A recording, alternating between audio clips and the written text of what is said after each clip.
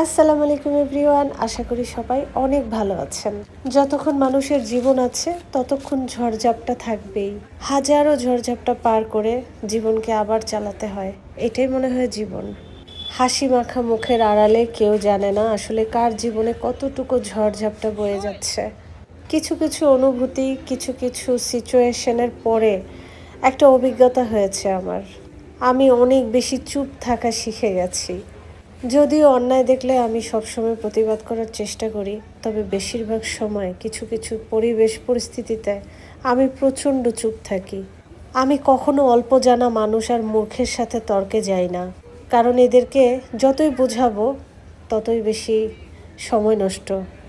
তাই কিছু কিছু পরিবেশ পরিস্থিতিতে আমি চুপ থাকাটাকেই শ্রেয় মনে করি।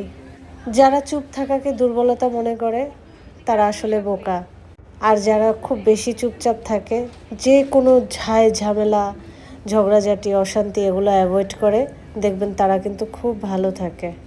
আর একবার চুপ থাকা শিখে গেলে জীবন অনেক সহজ লাগে। জীবনে অনেক বড় একটা ঝড় বয়ে গেল, তারপরেও জীবনকে চালাতে হবে। চলে এসেছি বাজার করতে। গোলাপজাম, এই ফলটা আমার প্রচণ্ড পছন্দের, একদম ছোটবেলা থেকেই। আমার দাদার বাড়িতে অনেক বড় একটা গোলাপজাম গাছ আছে, একদম গোলাপজাম পড়ে ভরে থাকে, অনেক মিষ্টি।